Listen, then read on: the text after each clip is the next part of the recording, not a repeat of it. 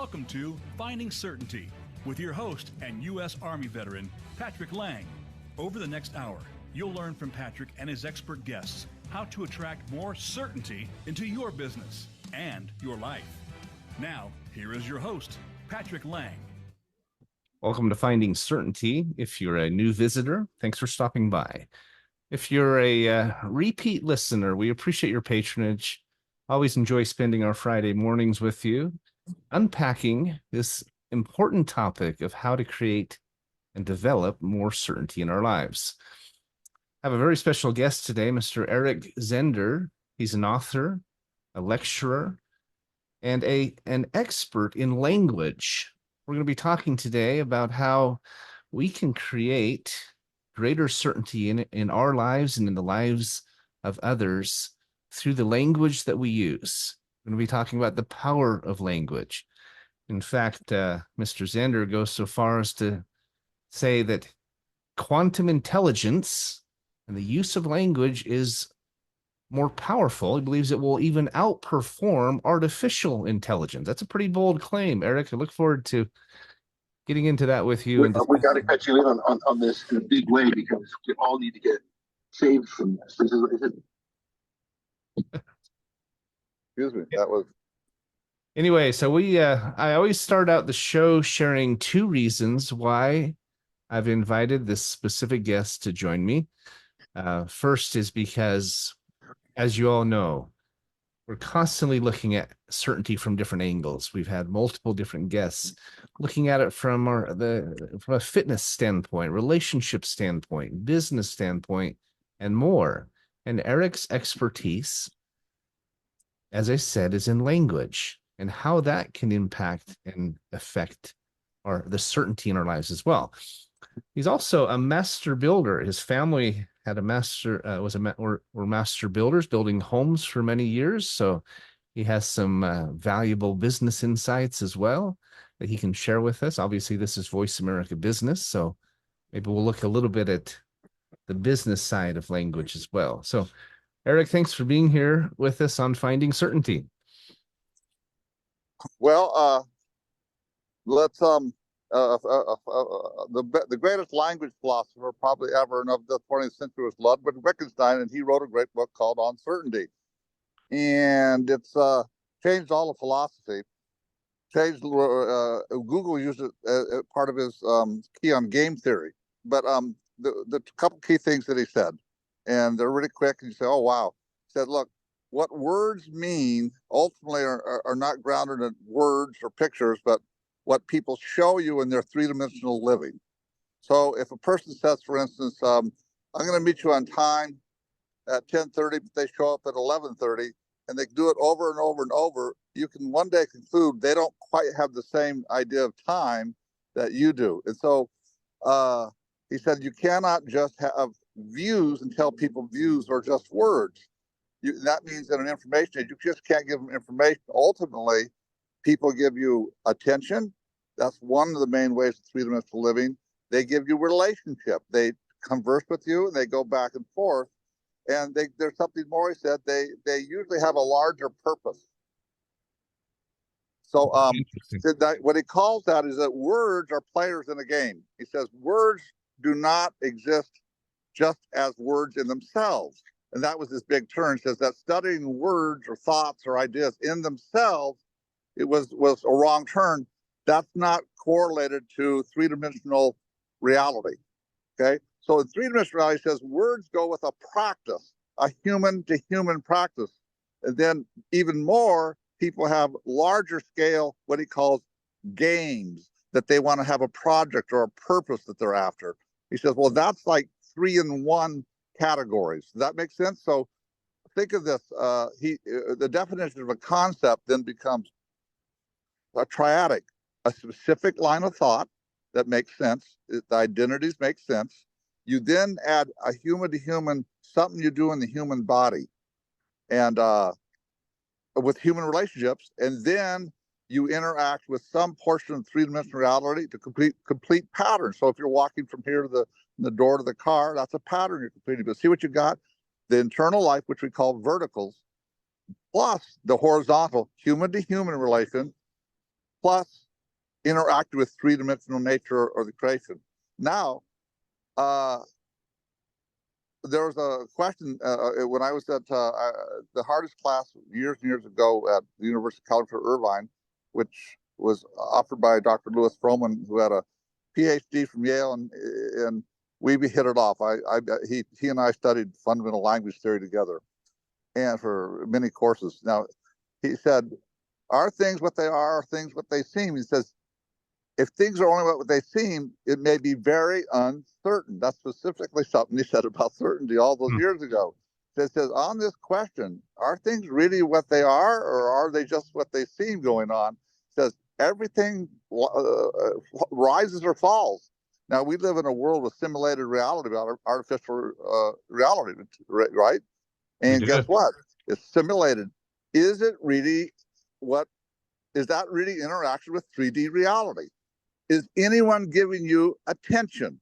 Are they giving you, I said, love is special attention and honor is undivided attention. Okay. So, and this goes into quantum theory. In the quantum thinking, it goes like this. And your very specific thinking and giving of yourself puts you in a different space. If you have somebody who continually gives you eye contact, gives you energy, continually speaks to you, you can feel the energy. It's not just a matter of endorphins, by the way. Their energy flow is starting to intersect yours. Now, this language is personal, but to round it out, it now has to become practical. You're going to do something that is beneficial to the human body. And finally, it's purposeful. So now we're back to the three again: personal, practical, purposeful. And one of the things Wittgenstein was saying is that you have to have all three to have certainty. So if someone is like giving you words, pictures, and good ones, even good thinking, but they never put it into practice, it's not certain, my friend. And you can have a government bureaucracy say, well, we're going to do this, but what happens when you check the books and it didn't work out? Well, okay, the practice part failed.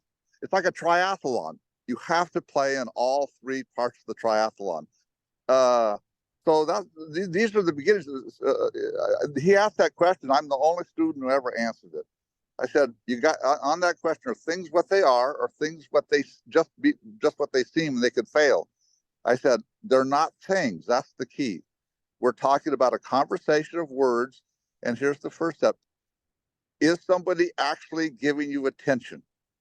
Are they actually talking to you and with you? Okay, that's first step. But even that would be a great first third of the first triathlon. But there comes a day where you say, well, what do we do human to human? And what do we do about jobs? What do we do about relationships? We got to put some body into it, not thought, body.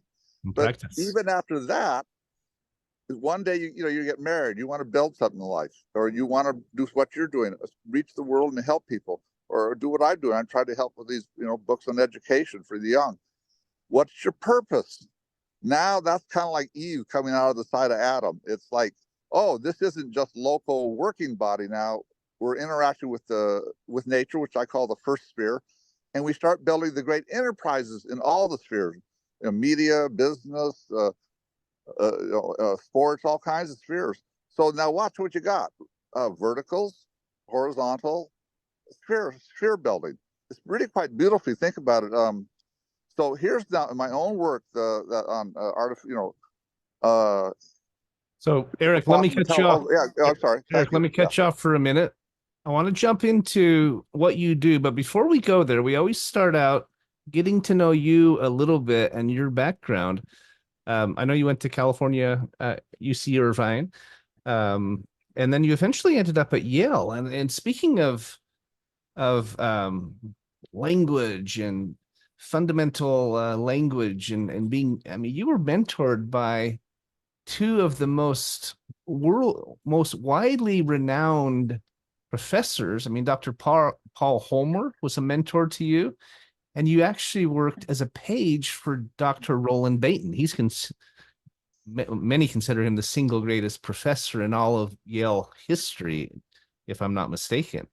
I mean, what that must have had an extraordinary impact on you. We talk a lot on my show about the power of mentorship and so forth. You found this love at UC Irvine, and then you went to Yale Divinity School and were mentored by these extraordinary professors and this really world's greatest Kierkegaard Yeah, and and I'm carrying Wittgenstein on their work. expositor, right? I mean, and then now you're carrying on their work. But what lesson did you learn from these gentlemen that you feel has impacted your life's work? I mean, is there Well, one that stands out to you? do we sort of tell the story of what it was like to be mentoring, or do we go straight to the lessons? I'd go ahead and share the story first, and then let's get into a So, lesson. after being the number 8 student in my college at University of California, Irvine, I spent 4.5 years serving at an orphanage, Sunshine Acres Children's Home, in Mesa, Arizona. And Grandma Dingman was as close as to a Mother Teresa I'd ever see. She'd raised 1,000 kids, as twice Mother of the Year in Arizona, and Wow. so I served there 4.5 years, and then I called my. I said, I want to study under a specific man, Dr. Roland Bainton. I was always a top history student, and he was the greatest of spiritual. It's not just spiritual; it's the tracer of history through all the great names, but certainly with a spiritual emphasis on it. And I knew he was the greatest, and I wanted to study for him. So I called Lewis Froman, Dr. Froman. I've served the orphanage here. We studied fundamental language. I want to go study under this guy. And so he wrote my recommendations. He said, Eric, I'm going to get you there. He says, but I'm not doing it so you get a nice Yale image. He says, I'm inviting you to be in what I was, a centuries-old tradition and community that first-rate thinkers pursued answering the hardest questions. That's pretty beautiful. That's why I went. So, I love that. This is a marvelous story because most of your listeners, I'm able to take you back to the before my parents, the grandparent age. He was both the great historian. He'd been a full professor since 1919. Wow. He became one at age 19. So I go there to Yale though, and I find out he's retired now. So, well, man, that's who I came to study under. So the first week, my wife and I go to a church, Trinity Evangelical Free Church. I just picked out a church. I said, well, I know I prayed. I got accepted, so I wonder what's going to happen. Now you can't see him at all, right? Well, as I'm leaving the church, this lady comes up to me she was not she's not young. She wasn't old either. And tapped me on the shoulder, says, young man. I was young man. And she says, you're the young man to be Roland Bainton's live-in page. I mean, this is totally off the blue. She didn't know me. Nobody knew me whatsoever. So she Incredible. took me to her cathedral, she had a big mansion, 2-acre tipped green yards, rock bath ponds, a 50-yard cobblestone lined by rose bushes, and you go inside this cathedral ceiling, and she says, in the old days, Eric, she said, the women made sure they were behind the scenes. Says they made sure the right young people met the right leaders. Now she said, that's culture. Isn't that a marvelous story? That's wonderful. So Someone was looking out for you there, Eric. I'm a big believer in the universe, God, however you want to call it. It goes to work for you and opens up doors. Now, I think, because we only have so much time here, I think your listeners might find it interesting to have an in-depth discussion of what it was like to live, do the correspondence, do the interviews, go to the private library room. I think you like an inside look at what it was like to be with these two old great scholars. It was an absolute experience I have the inside. So here it was. Most students, if they got 1 or 2 hours with him a week in a class of 20 people, they lived to go there for that. I had 20 hours. He taught me 4 hours a day. He'd get up at 5 a.m., eat his trail mix. He'd hit the books. Even at 89, he couldn't quit. Then he'd teach me after I did interviews and correspondence. He'd send me his library. He could lecture and write and speak in 12 languages. Incredible. He had a shoebox of 2,000 names former students and leaders throughout the world. Said, I have to keep in contact with them, culture creating and history making. History is not the study of history. He said, it's an additional history making today. Isn't that marvelous? Wow, that's neat. Yeah, we did 700 personal Christmas letters. Incredible. What a life, right? So I got to be around a consecrated man, one of the greatest all-time, and a lectures. When they gave lectures, him and Dr. Homer, typically the class gave a standing ovation. That's where I learned to be a speaker, not from being on the motivational circuit. I learned it from those guys. I bet. Isn't that a marvelous story? Yeah. That's really neat. So what is a lesson that you learned from Professor Bainton? Well, I'll just, I always go, there's multiple lessons, but I always go for the best at this moment, right? Yes. Okay. He was the great biographer of Martin Luther, as well as all Christian history all throughout and spiritual history. The biggest thing I'd say to you is that he said, look, there was an event in church history, he said, that event in secular history, he said, that nobody talks about. Says you can't talk about it on campus, you can't talk about it either in the church or out. It's called the Great Divorce. He said it happened about 1880. He said it's a culmination, not so much a one-time thing, but he said what happened is, for the longest time, the meaning of the word logos, the word or reason, was also understood as not just a word, but as the word behind all words and the reason behind all reasons, the template. It was a concept, the template for all others. Now, I don't want to be too arcane. What he said was, the standard in Christ, he says, that when you give people words, you give them a life. So he said the meaning of the cross to the church, one of them was, this is how much when I give you my words, I give you my three-dimensional life. And see how that matches up to Wittgenstein? You give your attention, you give your practice, you give your building. And he said, now that's a universal principle. It's not a particular. Remember how you and I were talking about principles? Right. He said, this means that it can't, the word of God, this will get me in trouble, right? It's not the Bible per se. It is the person that they say in the Gospels, and the word Christ was made flesh. The point is, he said, now what happened is the division was this, and certain people hearing this are going to be blown away and it will change their lives forever. He said there was a split between the evangelical right and the Protestant academic left. Because most of the Ivy Leagues were still very, very spiritual. But there was a war between, well, do we really believe the Bible in its particulars or not? And the Protestant left was leaving that, and the evangelical right was horrified. So what happens? They split, and they never met again. So the universities went one place, and the Bible people went another place. But Roland said, now it looked like they're polar opposites, right? He said, but what happened is that both of them agreed that Jesus was, in fact, not a universal life, and only knew the Bible and religion. And this division broke. It says this will break the back of Western civilization, because the word that held us together cannot be words on paper. There has to be a three-dimensional life who lives them, and then a community people. Says what we're supposed to have is this: strong individuals, strong local bodies and families, and a strong united people with gifts in every sphere of life. That is what the Nicene Creed is. That's what came out of Christianity. And where are those people? So we're talking about certainty. I'll just make this a great lesson. It's not, you cannot substitute documents or words or text for the people who live them. You have to have a population of people who live them. I couldn't agree more. It's interesting as I interview guests from all over the world. I mean, I've interviewed your friends, Sir James Gray Robinson and Sir James Dentley, and I have Jay Levin coming up, who's is he your publisher, editor. Your partner? Editor.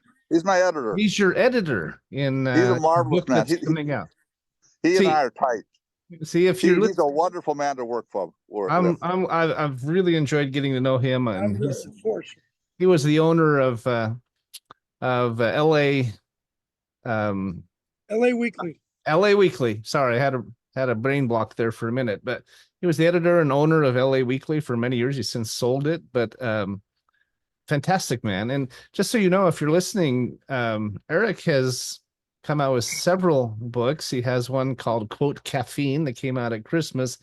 It contains 20,000 quotes. No. I've written 20,000 books, but that book only has about 70. It has examples from, but 20,000 quotes that Eric has penned throughout his life, and you've probably done even more than that, but there's about 70 quotes in this book. It's called Quote Caffeine, and there's more to it. Quote Caffeine, I know there's a tagline that goes with that, but you have another book coming out in March 21st, I believe is the goal. Jay is your editor.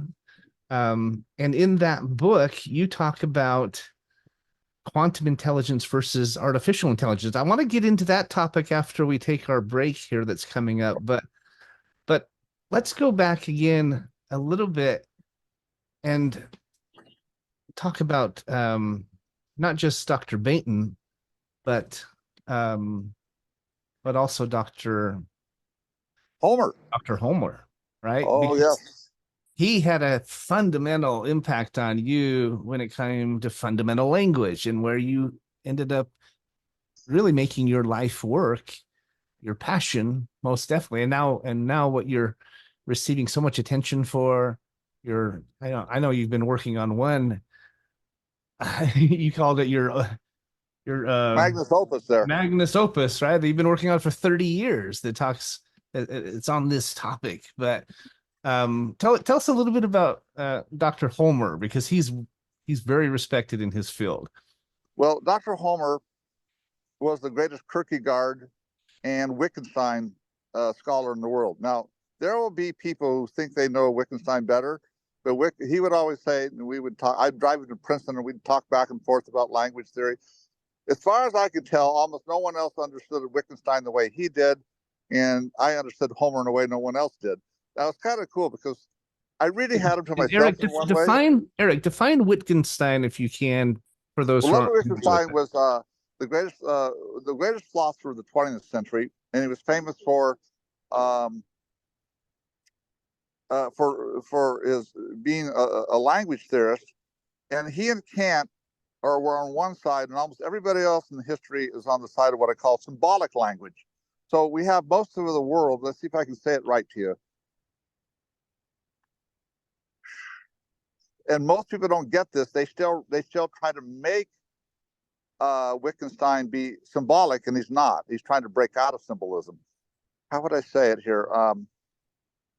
Okay, I'm a master builder. Okay, when I make blueprints, my designs are not correlated to just more and more designs. Right? I have to build something. Right? Same way with my words. When I communicate to my framers and everybody, I can't get away with giving more words. There's a point where these words are correlated to three-dimensional building. Okay, that was both Wittgenstein's point, and he said symbolic language is like giving you a view to a view to a view. Now, one of the fundamental building blocks of Western civilizations, you can't let there be too big a gap between what you say and what you do. So in our society in America, picture this: the not Plato, but the Platonists came to say a concept is a symbol. It's a general idea, It's not a specific. It's a general idea, general image, general intention, with no connection to an inherited body of three-dimensional living, to working body today, or what happens in real time. So try to picture this. That's the definition of a symbol. A concept is like a master builder. I can think it, I work on it, and I can build it and complete it. That's a concept. That's Kant and Wittgenstein and Homer meant it, and said, one great quote by Homer was, one generation's solutions become the next generation's problems. And here's why. Interesting. If you concentrate on just the thinking part and you don't do the working part, you may solve some problems at first, but now you'll have new problems for the next generation because they don't know how to work. So Eric, I see this with my salespeople, with employees that I've worked with over the years. we talk about analysis paralysis. We talk about, people who are losing themselves in studying and preparing and planning, and they're not actually getting out and doing. It's one thing to have a concept in your mind. It's another to be able to communicate it. And then it's another to be able to actually go do it. It goes back to your 3 steps, right? You have the physical, you have a relationship, but then you have to have purpose. And as part of purpose is no good if there's no action, right? It's a nice idea, but if you sit in your room with your door shut and don't tell anyone about it and don't do anything with it, then what good is it? Well, now, the quote, by the way, the 20,000 quotes are really not just loose quotes. They're going into a series called Education by Quotation. And why I say that is your language from your colleges has become symbolic. And what that means is you can have views and write papers about ideas, but very few people in the academic realm, that's not true of top level researchers, but can get away with writing more papers and more views. But when you send these kids out into the workforce, part of the reason, not only they're unprepared, but part of the reason that they look, if you know how to talk and you know how to paint pictures, but you can't work, you don't work with solid working body. Okay, now this is an enormous problem. Social media, if you the mind. Now this is what I got from Homer. This was his particular angle. Mindsets generate the actions that cause the consequences. So he says, if you want to know why things are happening, there are major mindsets. So between Roland Bainton's history and his language theory, I came to conceive of history as the advance and decline of major mindsets. And that's where we're no longer seen. When a person has a mindset, so they habitually and characteristically do actions that go with their thoughts, but this might not be well-rounded actions. It may be particular or selfish actions. Okay, but the point is, you now have something you can. If a person is locked into a pattern where I always do just one, I think and talk or picture, but I don't work. One day you realize that pattern's a mindset. See what I'm saying? It is. Okay. It's a habit. It's a hollow habit, as I call it. I'm gonna cut you off, Eric, because we're up against our break. Thank you. Typically we'll do 2. We're just gonna do 1 break today. We have a lot to talk about, and I want to keep the extra time. But hold that thought, Eric. We'll come right back to it. We're just gonna take a quick commercial break, and don't go away. We'll be right back. Thanks. All clear. Back in about 2 minutes. I'm glad it's not raining on you today, Eric. You've got till Monday till this next storm hits, I hear. Yeah, I suspect it'll hit today. I have to move a bunch of stuff out of the garage because it looks like it's coming. Yeah, you said you have. Hey, you are a wonderful interviewer because you're an example of what I mean by giving real attention. I appreciate that. So, and one of the things we talk about, if we get into quantum intelligence, I'll try to show how attention giving and uplifting people with energy, and it comes from you, and they can tell. And I said that attention is not just looking; it's a palpable energy stream. And guess what? Your best language comes there. And so when you're talking to someone, I can tell it's not just. Some people would say you're intelligent, and that's true. I'd simply say more, you're really engaged.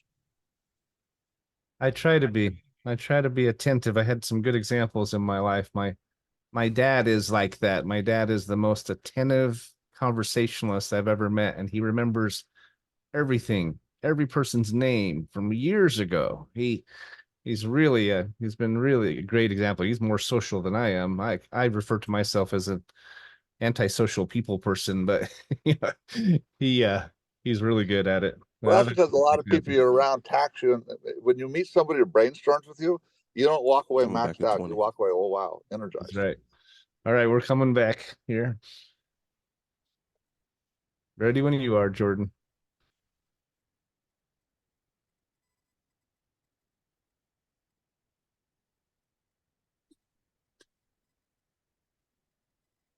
Three, two, one. You're listening to Finding Certainty with Patrick Laing. Have a question for Patrick or his guests? Join us on the show at 866-472-5790. That's 866-472-5790. Now, back to the show with Patrick. Welcome back to Finding Certainty. We're visiting with Eric Zehnder. He's a master builder. He's a master wordsmith and word expert, language expert, and quantum intelligence expert. In fact, he was recently cast in a movie that premiered about a little less than a month ago in Irvine, California. We were invited to come to the red carpet and be there. The film was called Beyond Physical Matter, and Eric was one of the experts tasked and recruited to be a part of that documentary. You said something really interesting just a few minutes ago, Eric, and I wanted to touch on it. You talked about how when two people are communicating and they have those three elements, they have the physical, they have the relationship, they're attentive, they're looking in each other's eyes, they're engaged, and if there's some sort of purpose to that conversation, those are the three pieces. But you talked about how there is an actual energy between them, and I'm a firm believer in that. I think all things are energy. I've been a student of energy and the law of attraction all the way back to Think and Grow Rich with Napoleon Hill and the Secret and so forth. And I know you have been invited into and become a part of this communities to the point that you were recognized as a member of this movie. And I know you're coming out with your book coming out March 21st is the goal, where you make the claim that quantum intelligence is more powerful than even artificial intelligence. Now, there's a lot of buzz about AI these days, but let's talk about that. Tell us a little bit about the book, if you would, and then let's drill down on this topic, because AI is such a buzzword these days. And I think we are at danger of losing ourselves into AI. I think that might be a little bit of what you're getting at. But obviously, there's great potential with it, great ramifications. What are some of the risks, in your opinion? What do we need to do to make sure that it's utilized correctly and that we're making the most of it and not getting lost in it? Bear in mind that I'm writing a major book and it's coming out here, so the amount of input we could put into what you just asked would be pretty big. So we have to kind of choose. I will say this: if you're watching this and you really want to understand entry level quantum, okay, go get the movie. Let me tell you why. It solves an enormous problem. Don and Melinda Boyer, Motivate Enterprises. They've done 22 books and 15 documentaries. This is the best, and people are saying it's going to go as big as The Secret. Here's why it solves the problem. When I talk to somebody, and I'm a pretty sharp person, I have a lot of friends who own their own businesses. I own my own business, so I'm well respected. Even so, when I explain the quantum and I explain where it's going and its enormous economic potential too, there just comes a point where they say, that's really interesting. Yeah, let's hear more. I got to get back to work. So what I'm saying is when you see 16 people and Don and Melinda talking in one film and it registers, you're like, oh, wait a minute here. This really is real. So I'm saying most people you share quantum with will break off simply because they're busy. But if you get them to hear all these experts at once, they say, wow, wait a minute here, something's going on here. So this is something as great as the discovery of North and South America has happened on our watch. Think of let's say Christopher Columbus had a conceptual awakening in his inner life. That is to say, a single concept given to a single person turned out to lead you to great new frontiers. And that's like the first third. He had to think. He had to think out of the box. And when we say out of the box, he had to think in the box too. He had to run a ship. He had to know how to navigate. But he also could think, should we go this direction when no one's ever gone that direction before? Then we have a continent. That's where you learn to work with solid working body in many different spheres and different careers. Then imagine we come to, again, another ocean, and that's the quantum age. And the quantum age is, everything's imbued with this quantum energy, and it's not just energy we're discovering. So quite obviously among us, there's a clear language, resonancy, frequency, vibration.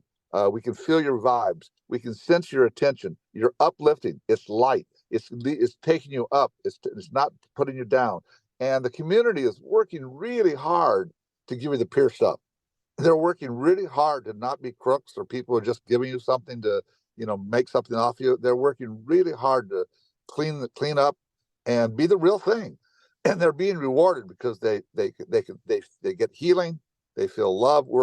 It's a marvelous community to be around. It's an incredible uplifting, and Yeah, it's smart. uplifting. That's the word I thought of. Uplifting. It's when you associate and surround yourselves by Dr. Dentley and Don and Melinda and Dr. Or Sir James Gray Robinson, and the list goes on, right? When you interact with these people, you come away feeling uplifted. You feel inspired to go out and do more and raise and lift those around you. And I think that's a good thing. I do have a question for you. Sure. As a Christian, how does a Christian engage with and understand the quantum arena and community? Because there's been a little bit of opposition, a little bit of I think misunderstanding and disconnect between those two. They think it's foo-foo or it's new age, it's out there, and I'm going to stay here and stay close to the gospel and my faith. Personally, I don't have an issue with it. I see it as faith in action. I see it as, we create things, we manifest things, and that is founded in eternal principles. But there is some disconnect there. So I'm curious to know your thoughts on that. It's totally, from most angles, it's an unnecessary disconnect. I agree. In the community itself, you typically hear people that there are quite a few Christians in it who listen. Okay. Before quantum theory, okay, the Aristotelianism was something like this. I mean, it wasn't quite this bad, but it was in a way that what's real is an external structure. So the thinking was for centuries, it was kind of like what's between us, the space between us and this body, this wall is nothing. Well, now we know, wait a minute, it's filled with anything. It's all kinds of things. Light. If I told you 30 years ago that there's language, information is flying through the air and there's something called Wi-Fi, could tap it, you'd say you're a nut. But it's there. Not only is there language in just the Wi-Fi realm, there's language in the quantum realm. Now that's something that I am the forerunner, the most large forerunner here. So see how I can say this to you. The logos, okay. Remember I said about Dr. Holmes, that's what Roland Bain said. This false break between great principles that are universal and, say, biblical scriptures is wrong. The tree is a person. And what that makes you, when you live as a three-dimensional person, you want to three-dimensionalize yourself, then you understand language. Okay? Then the language comes to you. If your heart, in quantum, here's what they're saying. You have a central, singular life force. If no one is loving you or giving you attention in a singular way or talking to you specifically to you, you're not feeding. And what will happen is there'll be a wall between your own inner energy, which caused your heart. It's your heart and your mind. Let's not get carried away here. It is energy. That's kind of our new language in its frequency and its resonancy, but it's your heart. And your heart, we always knew that. Your heart's not, your physical heart. You love to give attention. You love to talk. You love to be seen. You love to be talked to. Okay. Quantum says we've broken the tie between oral language and regular language. In oral language, there had to be people and relations. So and not only are you in relation to each other, you're giving attention to the landscape around you. Does that make sense? You're giving attention. You take a hike in nature, you're connected to three-dimensional reality. So quantum now this is where the new age is changing, okay? Everybody in history, not everybody, but key people, both philosophers and theologians and saints and prophets have touched what I call the river. Heck, the river by, different singers, you think, but anyway, the rivers. Here's what Christ and Christianity brought. Okay, that clarifies it. You not only have the river, you got to have the two banks. So the river is your internal life, your thinking, your giving, your loving, your attention. But your first bank is your human life, your human to human life. And no matter how good you are in your creativity and your energy, you have to be human to other people. Right. You have to have What's a the physical body to experience cold and pain. There has to be opposition. There has to be, I completely agree. So go ahead. well, not just physical body, but you have to put body into your words. That's part of the meaning of the cross. That's what Roland Bainton taught me. Every word is to be pruned and then redeemed. Then we put body into it, and the answer is not just scripture but words, it's every word everywhere.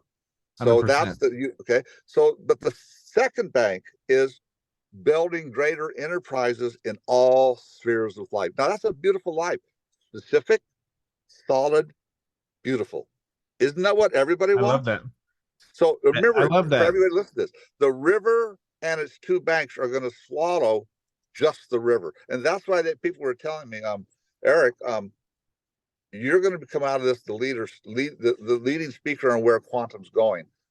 Because I'm superb. I said, I used another model. They said, what's quantum like? I said, well, the communications led age was like it swallowed the standard business age like a whale swallowing a tuna.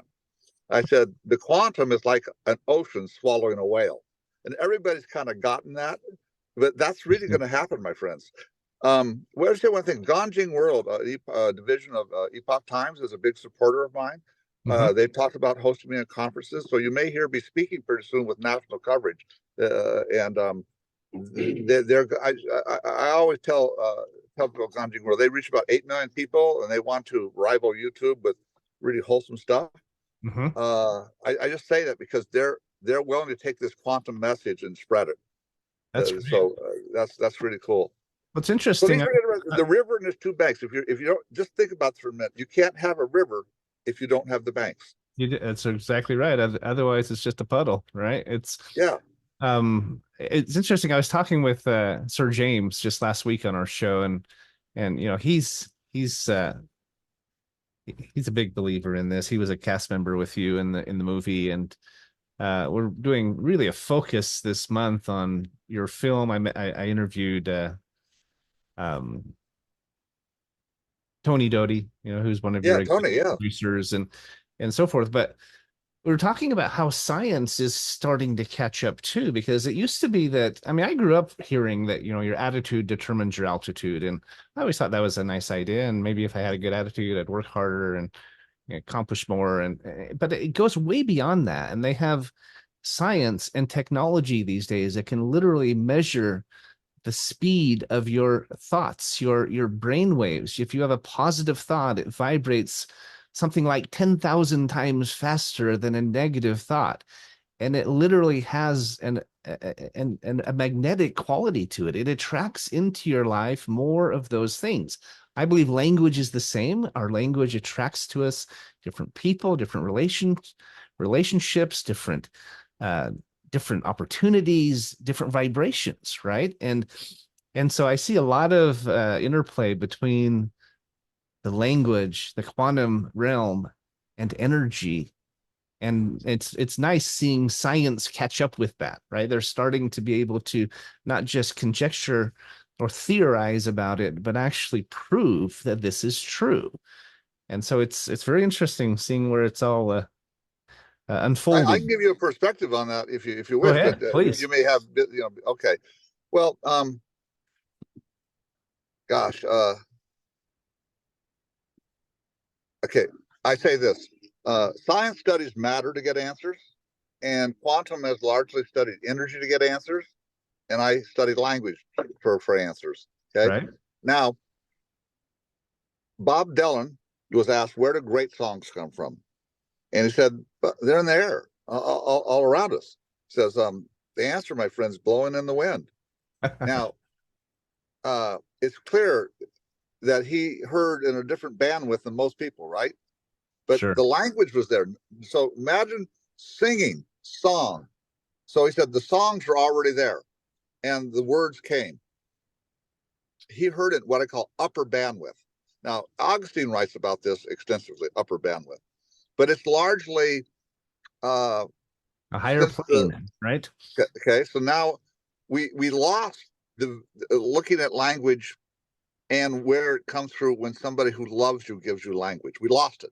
So science had become very mechanistic. So Correct. the mechanistic view of science is very simple. There's nothing special inside you, neither your energy or your mind, and you're just your physical body.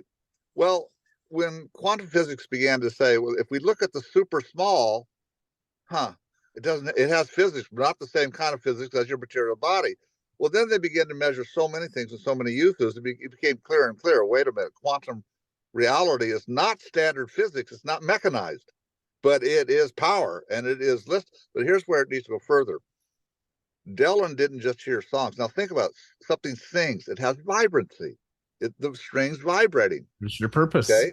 And by the way, he won the Nobel Prize for literature for his lyrics in 2021. He got lyrics, really? right? I didn't know that. That's amazing. So the river never stopped, right? But for Dylan, it was not just a song. He found language there. Now I've found that by a huge experience, and that's why I'm able to talk about it so clearly. Imagine you go through a gate called the moment, okay? And it's the gate it straddles between standard physics realm and the quantum physics realm. On this side, you're everything's in finite body. And in fact, you have a specialized scientific mechanized mind, which could also be called a materialistic mind or a consumer mind if you want. But the point is, you're always thinking about finite bodies. So science was this huge force for thinking that way. Okay. And what's happened since quantum is, well, wait a minute here. There is something, and it is not just material, it's beyond physical matter. And that's why what Don and Melinda are doing, we're doing, is so important. It really is going to take Beyond the Secret, because The Secret is a wonderful thing, the wonderful film, and the law of attraction, all those things, but we're going to clarify it. There's not only energy, it's intelligent. And intelligence means nothing if there's not language. And then all of a sudden we begin to say, at the beginning of the universe, so we have this period of time from the Big Bang to the inflation, right? So Einstein says, wait a minute here. The kind of time that is called ordinary time is quantified time, and it only exists where there's matter, and we're bouncing off comparing two matters. So what was there before then? Because there was clearly something happening that did this. And by the way, it packed that Big Bang ball. Now, I'm the leader in this, my friend, so it may sound brand new what I'm saying, but imagine there's a precision principle, and that precision principle uses language, but it's a pure language. It's not Babylonian. That Pure makes sense? intelligence. So imagine now. I believe that, and I believe that, Eric. I completely agree with you, and I think of it as pure intelligence that even before we were created. Now, I'm a Christian. I believe that we were created. I believe that in God, the whole story, Adam and Eve, everything that went with it. And there's different interpretations and understandings, but I believe that before we came to Earth to gain a body and gain experience, we were actually intelligences. That we had that intelligence existed. We were then organized, and we don't have to go there. I don't want to get. Oh no, I don't mind. It's all going to dump it, but I want to say that science now has another butterfly wing here. In other words, it's no longer standard physics. But watch this for your people. I agree. No, go ahead. Okay. One of my quotes is, if you stay in the moment, you will always hit the moment. Okay. I love that. Okay. So quantified time is this, which is we've all lived under, which is breaking down, or at least not breaking down, but being added to. How much you can get done in a year, right? How much you can get done in a month, right? How much in a day, a week, a day, an hour, a minute, and finally. But when you get to the moment, it's no longer clear what a moment is. It happens so fast, right? So if you give people moment to moment attention, you cross that gate into the quantum realm. Now here's the wild thing. It uses language. So Einstein says if we go into that realm, the past, the present, and the future are not super divided. They're like all one part of a tree. They talk to each other. So imagine that, as it were, God is inviting you to be in that conversation, and it backs prayer. you talk and it hears you. Yeah. And it plays back. So one of the things they did in quantum physics is they think that we go through that gate and we talk from the present, but we also think of our past, and then the future weighs in, and the future is your story, and we think the future hears you, goes back across, and changes the story you get. That goes that goes right in line with manifestation, right? It goes in the fact that we create things in our mind mentally and emotionally before they ever become before they're ever created physically. I mean, that's all part of the law of attraction and so forth, but there's so much to that while it's new to many people and more people are learning it and understanding, it resonates, right? You hear it and it just makes sense. It's like meeting that person that you've always been looking for, and when you meet them, you feel like you've always known them, right? I believe in many respects we're not discovering things, we're remembering them. We're peeling back the layers of that artichoke to get to the heart that's been right in front of us all the time. So, but when we talk about the law of manifestation, like it has sounded somewhat like this in some places. I craft an idea in my mind. I keep focusing on that, and it develops, as a body, right, over time. Mm-hmm. But maybe it would be helpful for some people to say, well, actually, there's an infinite, and we're just barely scratching infinity. And you're tip of the iceberg, right? So what happens is your words are going up. Now, here's what I tell people: it's like Columbus. If you're new to this, it's not going to happen. You'll get raindrops, okay, but you won't get the river unless you stay with it. And you literally have to, it's like Plato. You have to get out of Plato's cave. Plato's cave is where all your words are defined by finite body, or by shadowy things, or by pictures. So you have to get out of that. Now watch. This is really germane for you. You want to help people, give people certainty in their lives change, right? So go back to Plato. He said you have to pilgrimage out of that, and you have to look upwards beyond finite bodies. And what happens is, he hit language too. So 80%. So Plato does this. He goes to the river, and 80% of all philosophy, 90% is a footnote to Plato. He creates the field of philosophy. He writes the Republic. Which is rock hard, bottom for the world today. So 80% until about 40 years ago, 80% of all words in our dictionaries are influenced or actually from Plato. That's a river. So guess what? In his own way, Dellin hit that river. And I can tell you Emerson hit that river. Ralph Waldo Emerson hit that river. He wrote 4,000 He wrote 4,000 of the greatest epigrams and then the finest essays. For that, he's generally considered the greatest of American writers and the third greatest writer in English history. My point is this: you get great new language and great new concepts from this quantum river. Think of that all of us. But remember, it's like Columbus. You're going to have to sail across the Gulf.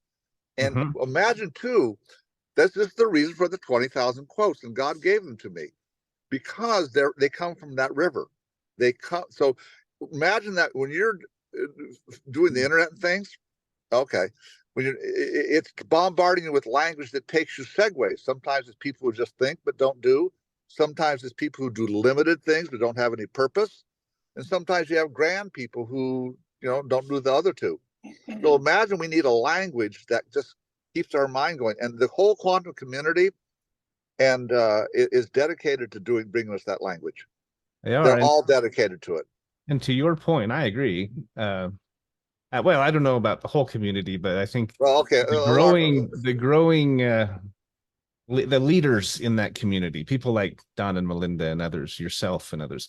But I was going to say, it is when you tap into that, when you take the time to understand it and start dipping your foot in that river and start seeking to understand, is when I think you touch greatness. I mean, people who did and have, like Dylan, like Emerson, like others, they're icons now. They're remembered and always will be. And so, Eric Zehnder, I think you'll be one of them. But we are up against the end of the show. I know your book's coming out on the 21st. Please share the name of the book real quick so people can look for it. Yeah, quantum intelligence versus artificial intelligence. I'm looking forward to reading it, my friend. Is there any way someone? Oh, I'm sorry. Go on, sir. Anyway, if someone can find you, do you have a website or anything? Oh yeah, yeah. If I got it, just call me. Eric Zehnder on Instagram, and also Eric Zehnder Quantum River World, River World. And hey, let me tell you one little thing for you, okay? Okay, go fast. This language in the quantum realm is the quantum, and what the early church called spirit, what we call quantum, is awful close. That's what Roland Bainton said. The logos is that word. It's a living word in conversation. So it's directly connected to Trinitarian thinking. That's good to There's hear. A wild thought. I think if more people understood that, there would be more synergy. We could link arms and we could accomplish a great deal of good. So yeah, thank you. Thanks for being on the show today, Eric. And thank you for listening to Finding Certainty. Come back next week. We'll have another guest. We're going to have Eric's editor, Jay Levin, who's going to be a fantastic interview. Have a great week. We appreciate you being here and following us. Have a great weekend, and we'll see you next week. All clear. Great show. Thank you, Jordan. No problem. Hope you both have a great rest of your day. You too, my friend. So, Patrick, you were wonderful. You're a wonderful person. Thank you, Eric. The YouTube is still recording, so if there's anything else you wanted to add, we can add it down to the end of the YouTube video. And I can tell you a story that will reverberate, but you want to hear stories? Go ahead. I always tell people the YouTube, they get some behind the scenes views and insights. So, well, okay, this story is maybe turned out to be one of the great stories of all time. In 2006, I felt called to go on a 40-day prayer and fast vigil, and church people said, "We think you're supposed to do that," and I did. And I spent 3 weeks on the coast of California and 3 weeks up in the Grand Tetons, and I wanted something special to happen, like an Indian brave seeking his visions. I wanted to know about the Trinity, and I wanted to know about the Logos, and I wanted to know what the relation between quantum and spirit was. So I'm pretty smart kid, so but I was spiritual. I wanted to know. Yeah, you went with some clear objectives. That's great. So two things to call attention to is, one is something did happen on the very first day. I wrote 50 what you'd call quotes, proverbs, epigrams. Now, I'd written in that style for years, but to do a good quote, maybe a really good one, if you get 1 or 2 a week, that's pretty good work. And I may have had as many as 5 a week, but very rarely. I got 50. Well, it didn't stop. The last 2 days, I wrote 500 quotes each day. I wrote 4,000 sayings in 40 days. Now, for comparison, for anyone listening, only 2 great writers, King Solomon, and Ralph Waldo Emerson, have written as many as 4,000 quotes for their life. It took them 40 years. I was able to write it in 40 days, to condense 40 years into 40 days.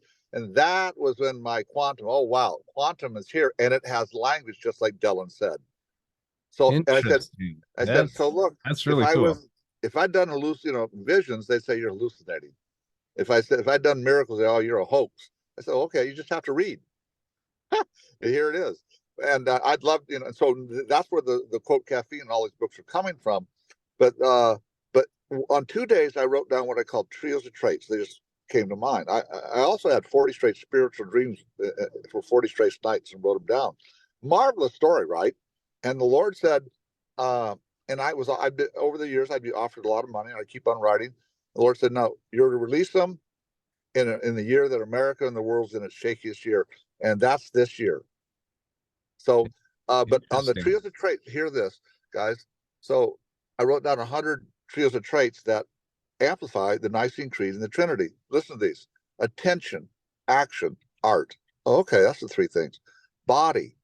Being, body, beauty, creativity, concrete, complete, direction, discipline, destiny.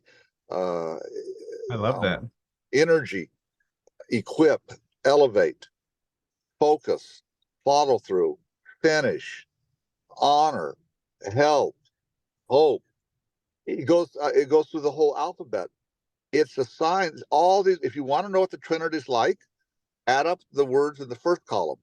It's like creativity, it's energy, it's life-giving, singular. What's the sun like? Well, he carries on the first, but he adds to it practice, discipline, service, help. What's the Holy Spirit like? Well, the Holy Spirit proceeds forth from the Father and the Son, adds to them. It's got to be fruit. It's got to be beautiful. It's got to be building. It's got to be Isn't that kind of a, so you end up with specific, solid, beautiful. Isn't that what everybody wants? They do. So They want there's it the in real their story. lives, and most people, good people, want it in their character. They want to become those things. That's really neat. I love that. Okay, I well, that's the believe, I story. mean, I've had experiences in my life, Eric, where I felt like intelligence, pure intelligence was flowing into my mind. I mean, I had like a conduit was opened up and I was just receiving personal revelation. And sounds like that was your experience during that. I think what's Vision. happened with quantum is that what we thought was like a feeling or what you call it resonant is also, well, wait a minute, when you go to the super small, we discovered there's a quantum river.